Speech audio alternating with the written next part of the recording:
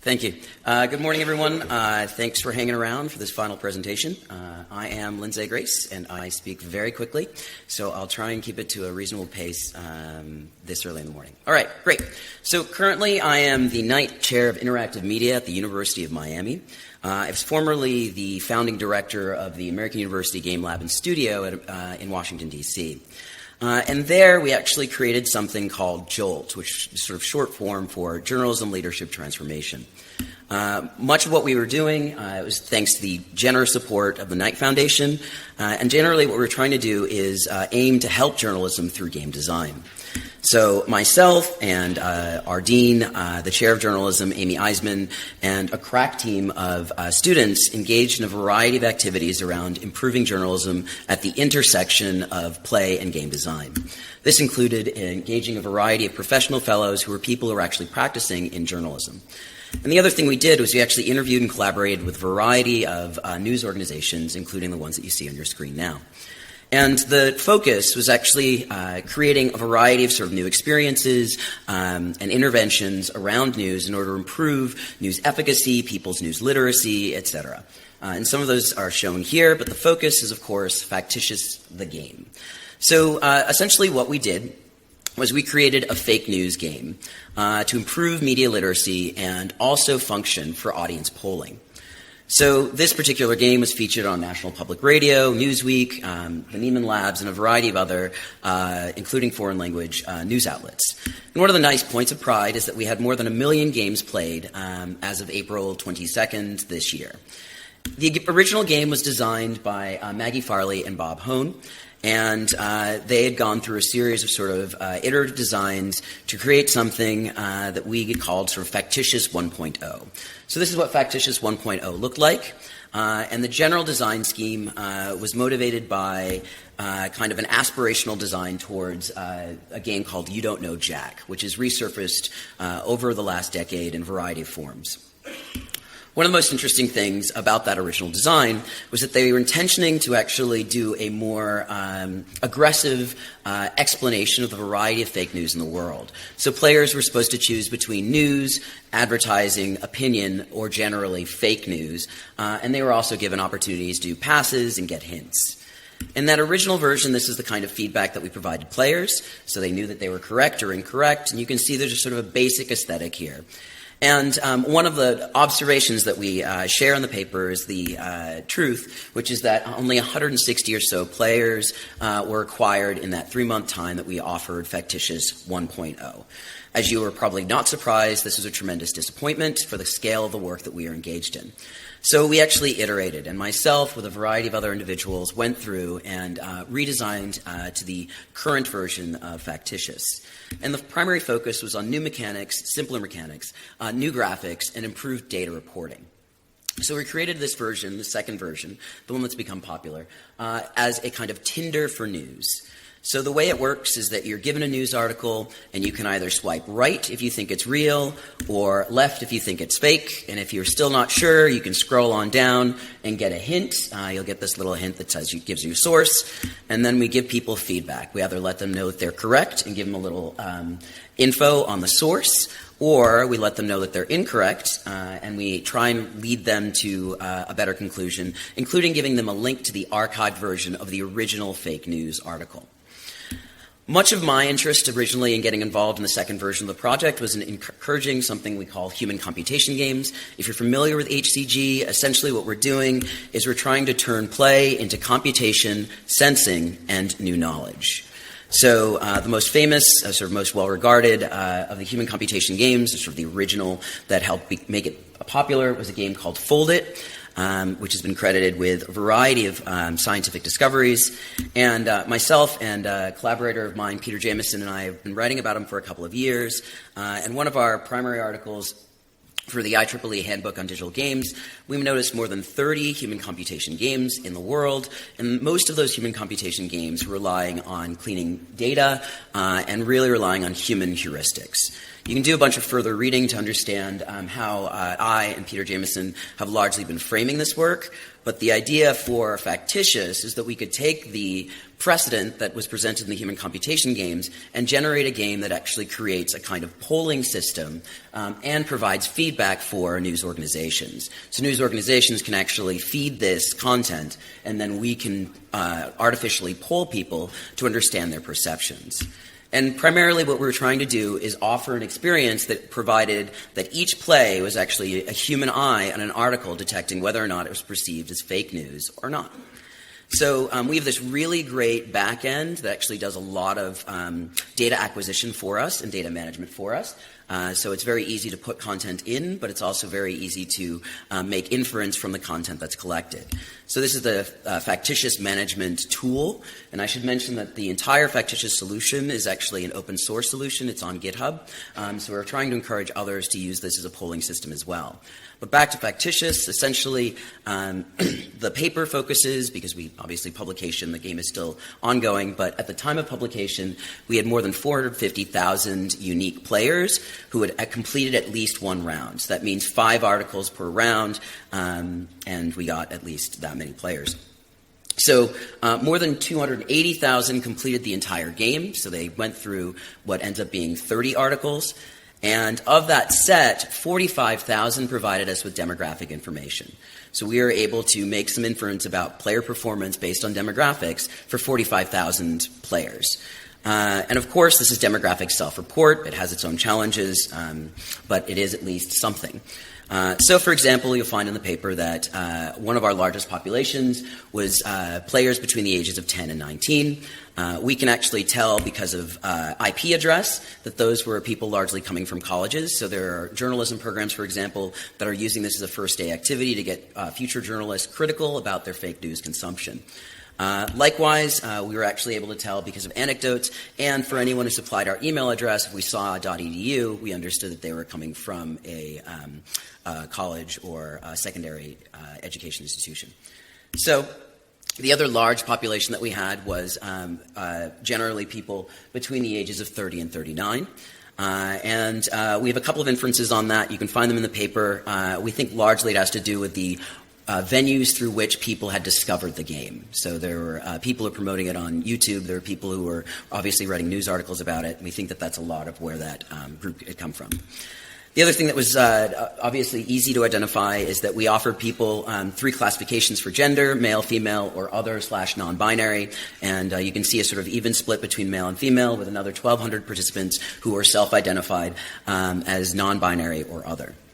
We were able to calculate to 0.2 of a second how long it took people to complete an article. So you can see here that the mean across all articles for all players in this 45,000 group, the self-identified group, was 21.25 seconds, which is nice because part of the design around the game was to help assess what's happening in the social media space. So we wanted an experience, as a playable experience, that is similar to the way that people make their impromptu decisions and when they decide not to or to share content.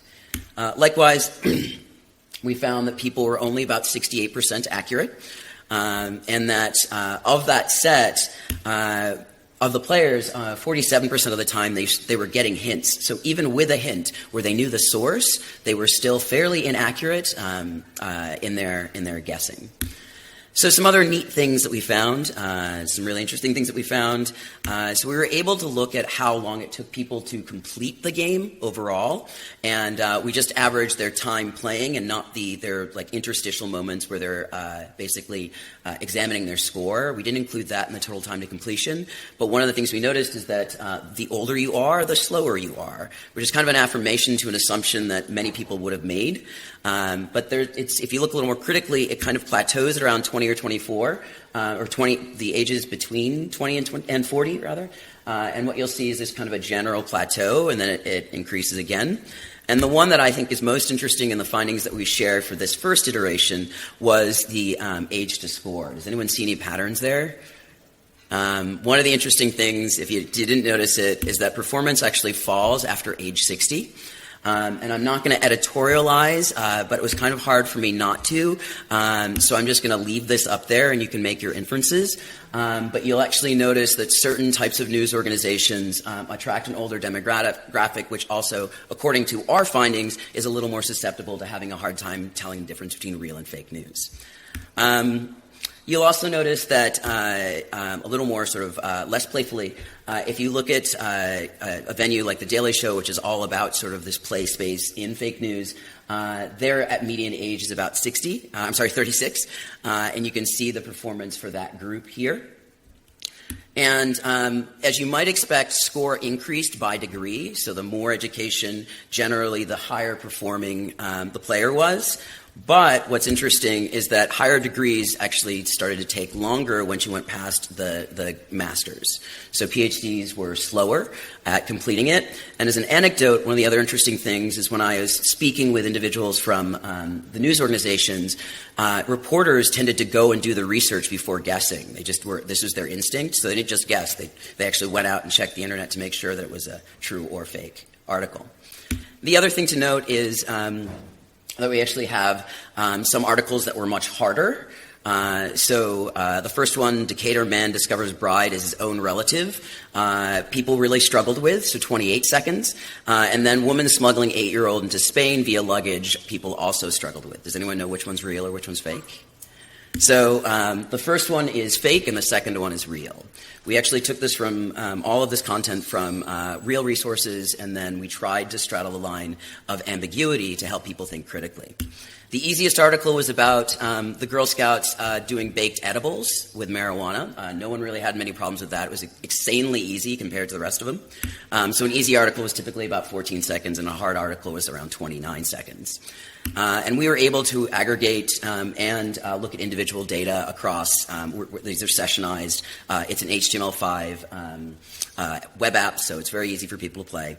And then, of course, people ask questions about what's next. So now that I'm at the University of Miami, I'm much less involved in the project, and right now they're focusing on making sure that people are using it in classrooms. So they're focusing largely on classroom use, and you can see by our split that we've largely increased the number of people coming from classrooms. And of course, we're obviously going to continue analysis. That's it. Questions? Yes?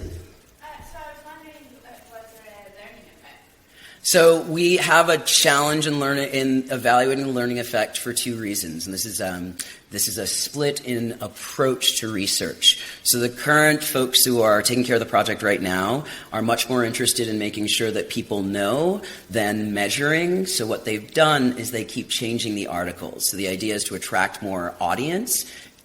So we've had a hard time capturing and preventing people from getting the same content more than once, which means that then we're not sure if they have learned or if they just remember their last answer, which it's very frustrating, but part of the challenge in putting something out in the wild is you have to make it engaging at the same time you want to study it.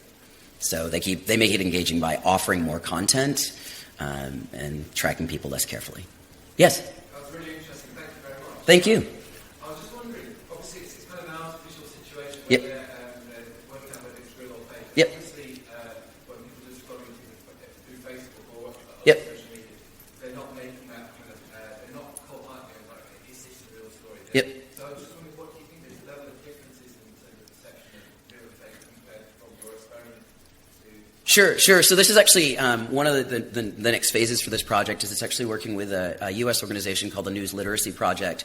And part of the alignment for the second design was that we had preliminary conversations with them after looking at the first version, and we wanted something that felt a bit more like that social media instinct, where it's like, no, I've got all this other stuff to read in my feed, so I just need to make this decision as quickly as possible. So that's why we focus so much on these like less than 30-second decisions. One of the metrics that we found is that a minute is a long time for someone to diagnose whether or not they're going to share something. So we're trying to keep it under 30 seconds. But realistically, some people are 5 seconds or less. But there's a whole other set of data around demographics that we couldn't address. So like we'll call them digital natives. We're much faster at making these decisions than non-digital natives, and so we only have inference. We don't have a lot of tight data now. to say this is definitely close to how people respond in social media or not. Yeah?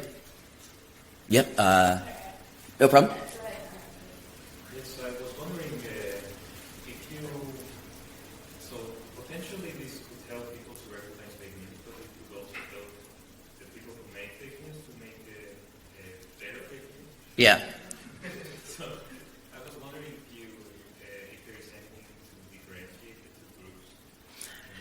So in our terms of use for the open source version of Factitious, where you can create your own, we explicitly discourage people from doing so, but it is very hard to prevent them from doing so. The good news is that we haven't found anyone doing it yet. This is the challenge, right? Like if you build PowerPoint, people can make really bad rhetoric with PowerPoint, but yeah. Yes? The other question.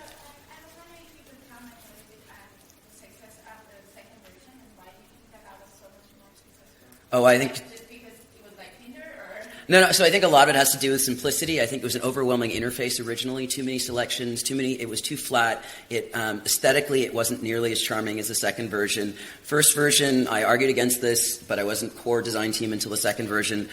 They designed for desktop only. They relied very heavily on audio cues. They actually hired a voiceover team, and that voiceover was really charming if you bothered, but most people didn't even bother when they were sitting on a desktop. It was to be completely blunt, a lot of archaic design decisions that I think hurt the experience. Yeah. It would have been great in the 90s, but...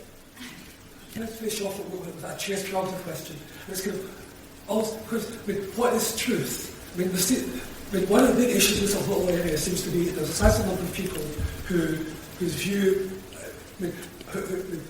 what they seem to do is use their worldview as a way to evaluate evidence. Sure. To evaluate stories. Yep. And the notion of evidence backing up on that seems to be totally irrelevant. Yep.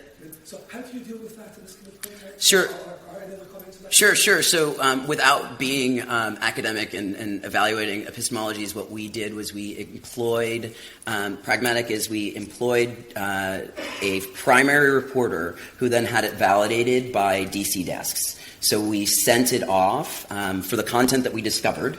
We then said, we've labeled this as fake, and had 5 other reporters look at it after our primary had to say they would agree. So they would do their back-end research and say, oh, yes, this is clearly manufactured. But what we categorized as fake, which I should be careful about, and you can read it in the paper, is we actually identified anything as fake that was designed to either mislead or present inaccuracy either for humor or for marketing or for...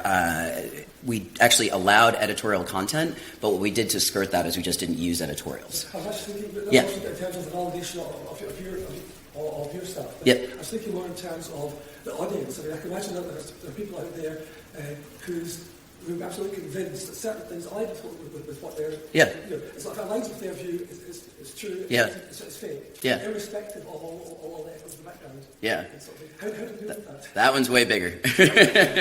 We can't get people to read news. Yeah. So Well, that's a really big question. that's a huge one. Thank you very much, everyone. Thank you, guys.